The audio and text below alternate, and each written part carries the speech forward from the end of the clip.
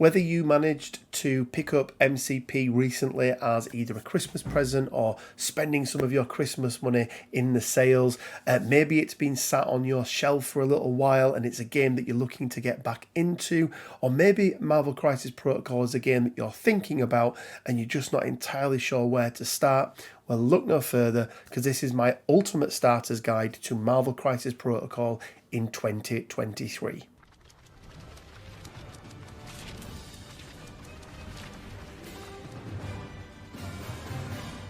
Hey guys, Rich from Richmond Gaming. Hope everyone is doing fantastically well. And yes, welcome to this, the first Marvel Crisis Protocol video of 2023. And I thought, where better to start than doing a little bit of a recap for everyone. I'm sure there's a huge influx of new players around Christmas time. People tend to go out there and they get it as a present, or they'll pick it up in the sales, or they've been gifted it, or they're just looking at getting back into it, as I mentioned earlier.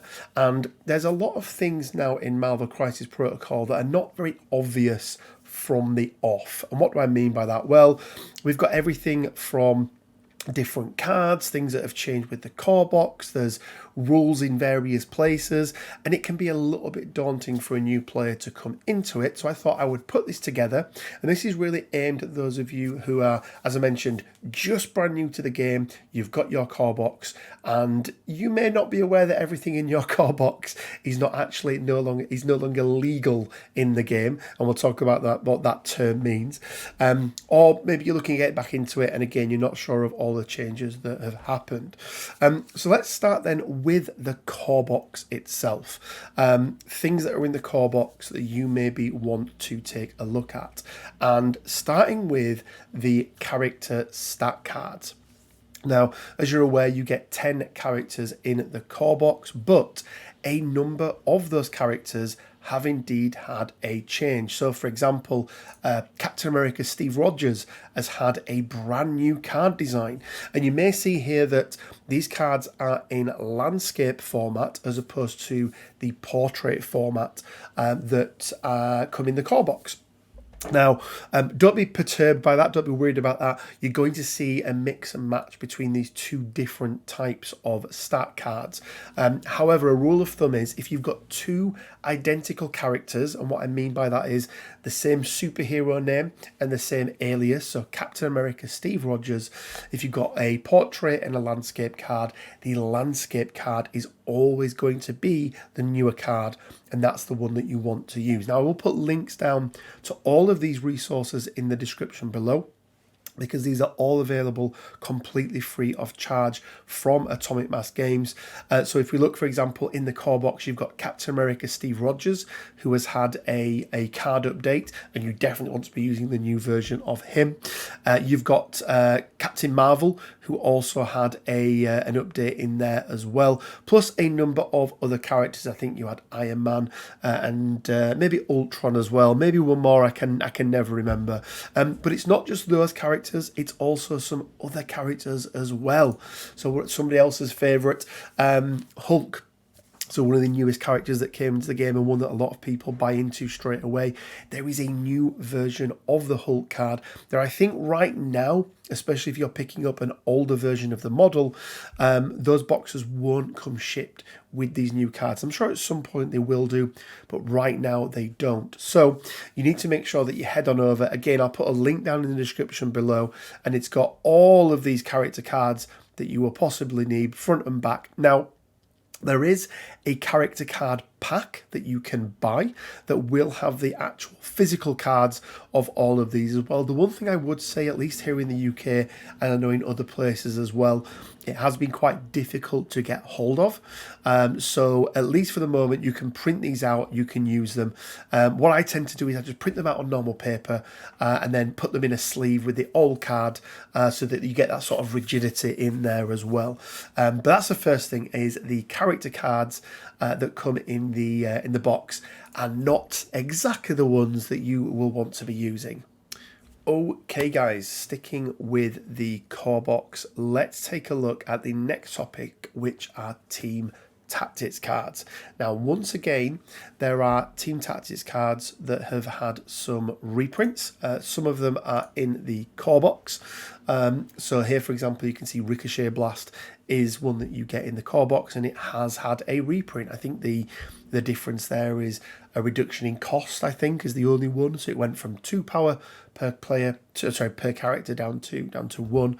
But there's a couple of others here that you can see as well that have had some changes. Now, once again, these are all cards that are available as part of the 2022 card pack, but once again, that can be quite difficult to get hold of. So I will put a link down in the description below looking at each of those cards so you can print them off for yourselves at home. But that isn't it for Tactics cards, because we also have what is called a banned and restricted list. Now, we're going to come into that a little bit later on, so we'll skip that one for the moment. But then secondly, and I think more importantly, the timeline now that we have.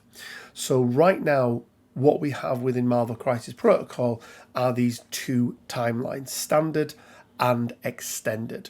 Standard timeline has a restricted set of cards. Extended allows you to use everything. Realistically, the only game that people play is the standard version of the game. Whether it is a casual game, whether it is a Friday night event, or whether it's a full, sort of full ranked event, everybody is sticking with the standard timeline of cards. And that does mean a lot of cards have been swapped out or rotated out. So they're no longer in use, even if they don't appear on this banned and restricted list. And this is where it gets a little bit complicated. So there's a tool out there that can really help you get through this, and it is called CerebroMCP.com. So this is CerebroMCP.com. Again, I'll put a link down in the description below. This is such a good resource. It's an amazing resource for any Marvel Crisis Protocol player. Really, really helps with roster building, something that we'll talk about in a little moment, about what makes up a roster. But if we look here, we go to build. If we just create a new roster really quickly, go to the tactics cards, it has a full list of every single tactics card in the game. And what you'll see here is when you click on it, and let's try and find one that was in the core box. Drop Off, for example, comes in the core box.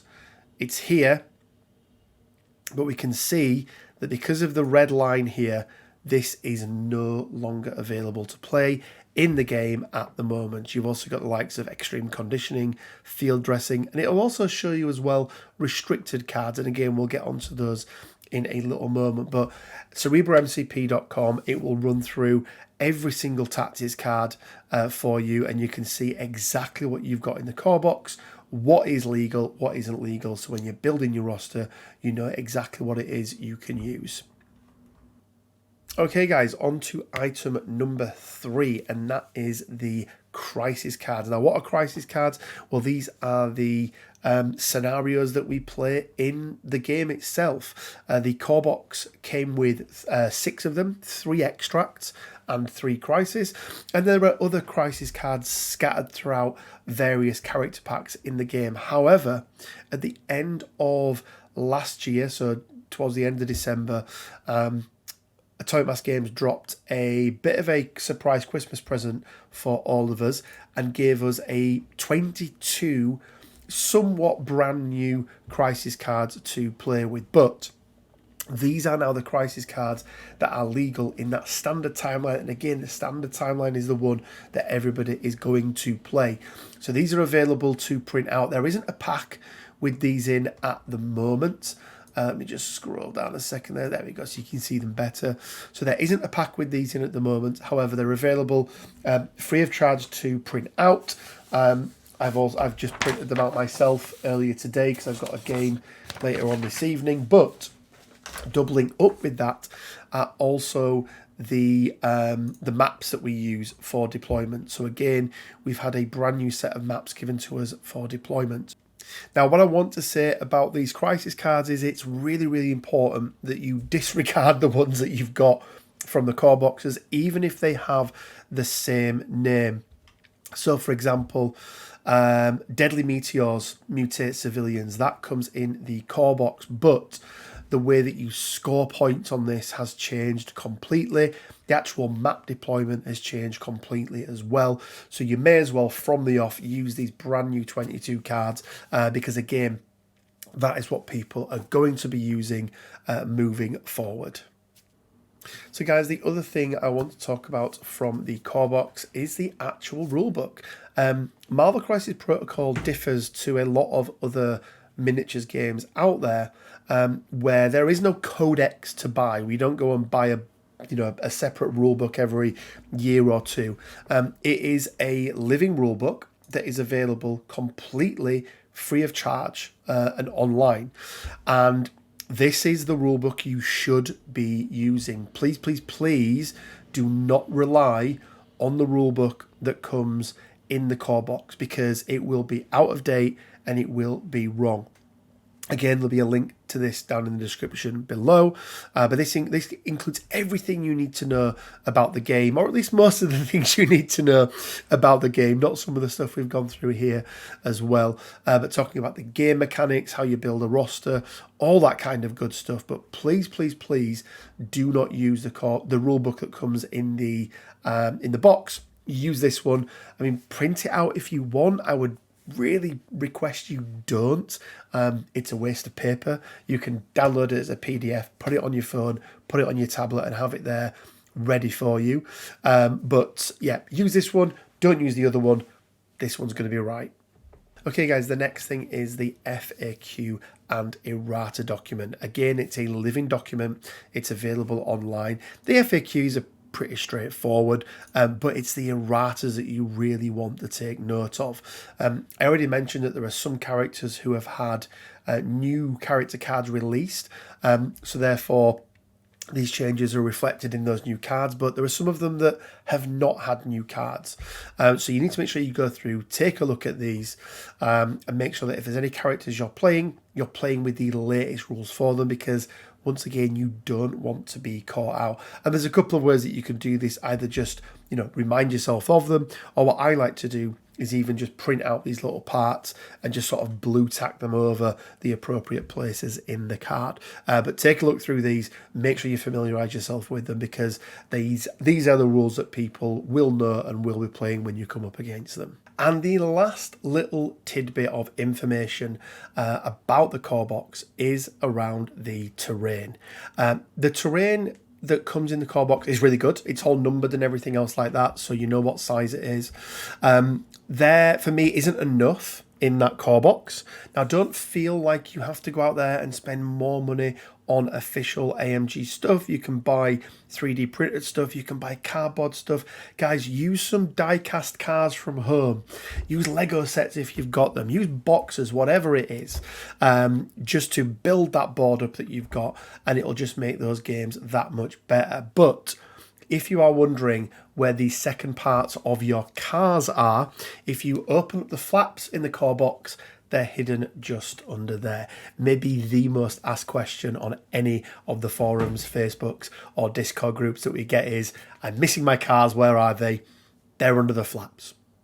Anyway, with all that out of the way, you've got your miniatures, you've built and painted them, you've got to make sure that you've downloaded the right versions of rules, you've got all your errated cards and everything like that, and the time has come to build your first ever roster. Now, before you build a roster, the thing you need to think about is, what affiliation do I want to play? Now, there are a number of affiliations in Marvel Crisis Protocol, everything from the Avengers and Cabal that are included in the core set, through to A-Force, Weapon X, Convocation, Criminal Syndicate.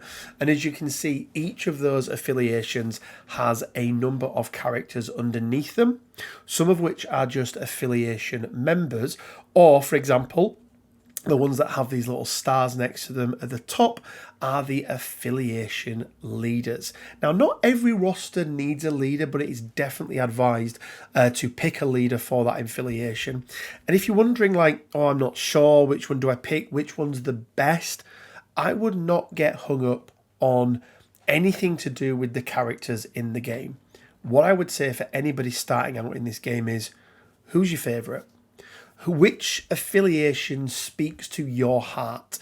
You know, are you the good guys under Captain America Steve Rogers from the Avengers, or do you want to watch the world burn like Thanos and his Black Order? That for me is the recommendation that I give to anybody starting out, is pick the affiliation that you like the best. Now from there, we then do have a number of videos on the channel that I do with my part-time co-host Quinn Duggan that give you a breakdown and a guide to each of those affiliations. So I definitely recommend checking those out. There'll be a link somewhere and a link down in the description below to that playlist. But once you've chosen which affiliation it is you want to play, you do then need to build a roster.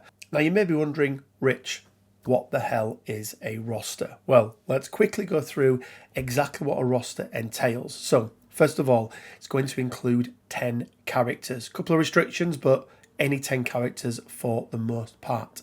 Secondly, it's going to include 10 tactics cards. Again, there's a couple of restrictions around the tactics cards that you can use, but we'll go through them in a moment. And then lastly, you need to pick 6 crisis cards, 3 of the extracts and 3 of the secures. Red extracts, blue secures. And again, they're from the 22 that we spoke about just now that are completely free to download. And that's it. That is your roster. However, what differs in Marvel Crisis Protocol compared to at least any other game that I've played before is your roster is just your selection of cards that you are choosing from, not a list of all of the things that you're going to be using for every single game. And the reason why is, let's say Star Wars Legion, for example, or Middle-earth strategy battle games, or 40k, or whatever else it is. If you go to an event or you're playing a game with a friend, typically beforehand you will agree, okay, we're going to play a game of Star Wars Legion and it's going to be 800 points. So you build an army that is 800 points strong. Or it's a Middle-earth game and it's 400 points and you're going to a tournament, so you build your 400 point army, and that is the army that you take to every single game that you play for the duration of whatever that event is. Marvel Crisis Protocol works very differently from that. So we pre-select these 10 characters, 10 tactics cards, and 6 crisis cards. But when we get into the game, there's a couple of things that happen that will determine which of those cards and characters we're going to choose to take with us. So the first thing that we do, once we come and shake hands and say hello to our opponent, is we have to choose the crisis cards, and that's done using a roll-off and then a selection of things. But once those crisis cards are chosen, that will set the threat level, right? So we don't use points in this game, we use threat level for this particular scenario that you're going to play. From there on in, you then have to choose a selection, any number of those 10 characters equaling to or being below the threat level of this particular scenario. So if it's 16 threat, for example, you can take up to 16 threats worth of character. And then any 5 tactics cards. Now, there are some restrictions around both of those, and let's dive into them really quickly. But I did do another video that breaks down how to build a roster, which you can find here. So if you want a more in-depth guide, go and check that out. But a couple of things to remember off the bat. Especially early days when you're playing, being affiliated, I would say, is important. Being affiliated gives you 2 things. First of all, it gives you access to the leadership of that affiliation if you take that leader with you. And second of all, it allows you to take affiliated team tactics cards. Team tactics cards are a really important part of this game, and they're really the sort of lifeblood that bring everything together in a given affiliation.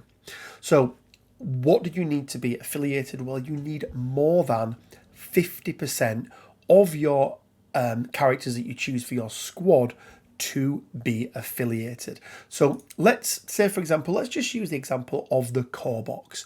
If we had our 10 characters that were the 10 characters from the core box, and we decided that we were going to play under Steve's Avengers leadership. Now, let's say that, forget the threat level, we were taking 5 characters with us. Well, we'd start off with Steve, because he's our leader. And then from there on in, let's put in Captain Marvel, and let's put in Iron Man. Now, let's say that we want to add in a couple of non-Avengers members, because both Iron Man, Captain America, and Captain Danvers, or Captain Marvel, sorry, are all under the Avengers, as you saw in that affiliation list. Because we need to be above 50%, no, it's not 50%, it needs to be above. That means in a 5-man squad, 3 of our chosen characters from that affiliation need to be affiliated. So we've got 2 slots there. So if we wanted to take Ultron and Crossbones in our Avengers list, we could do. However, let's go up a level. Let's say that we're going to take 6 characters. So again, we're going to start with Steve Rogers, we're going to start with Iron Man, and then Carol Danvers. Now, if we took 3 characters that weren't affiliated to the Avengers, Crossbones, Ultron, and let's say Red Skull, then we're in this position where it's only 50%. So it's got to be over 50%. That means in a 5-man squad, it's 3 or more. In a 6-man squad, it's 4 or more. So just one thing to bear in mind. So next up then, we need to choose our tactics cards to build our squad. Remember, we need 5 of these. There are a couple of exceptions, or maybe one exception to the rule at the moment, but they're clearly stated on the card. However, there are a group of cards that are formed into the restricted and banned list. I already spoke about how there are cards that are rotated out. We can't use those whatsoever. But as you can see here, we've got a number of tactics cards. So we've got Advanced R&D, Brace for Impact, Disarm, Follow Me, Indomitable, Patch Up, and Sacrifice. Now, these cards have been deemed that they are too good to allow you to just use as many of them as you want.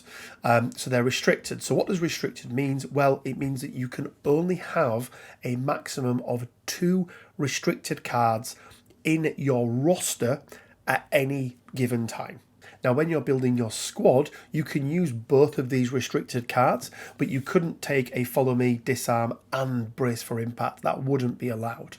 Lastly, you'll probably see that there is something called Infinity Gems. So you've got the Reality and Space Gem on there that are also restricted. They're included in the restricted list. So if you were to take Follow Me and Disarm, you wouldn't be able to take the Reality Gem. Now, gems are slightly different. They're added to characters beforehand. So whilst you're building your roster, if you want to take Thanos with a Reality Gem, for example, it only uses 1 slot. But that Reality Gem is always attached to Thanos, and it takes him from a 6th threat to a 7th threat. But that will use up one of your 2 restricted spaces in your roster, so always worth thinking about. And my last piece of advice, guys, to anyone looking to either come back into or start playing Marvel Crisis Protocol for the first time is ask questions, have fun. There are so many resources out there. We have such a great community in Marvel Crisis Protocol, wherever you are in the world. If you are inclined to take a look at Tabletop Simulator, there's another big crowd over there, but I know a lot of people do like just playing in person. Make sure you head on over to my Discord. There's also a number of other Discords available out there as well. I would highly recommend going and checking out the Across the Bifrost Nexus, which is kind of a single repository for all sorts of MCP related content, but it's a great game, guys. If you're just getting into it, welcome. If you do have any questions, feel free to head over to the Discord, ask them in the general, or if you want, DM me directly, send me a question directly either on Facebook or on Discord, and I do try and get back to people as quickly as I can. Guys, that's it for this video. I wanted to put this together because, as I mentioned, I feel like there's going to be a lot of new people coming into the game. If this is your first time catching one of my videos, we tend to do 2 or 3 videos a week. We have a live session every single Wednesday, starting again from next week. That'll be the 11th, I think, where we do a weekly roundup of all of the news, talking about any new character reveals, any new tactics cards, everything that's going on in the game, called the Weekly Bugle. We have some other things running around it as well, so make sure you go and check that out. And as always, guys, it leaves me with just enough time to say stay well, keep safe, and until next time, bye for now.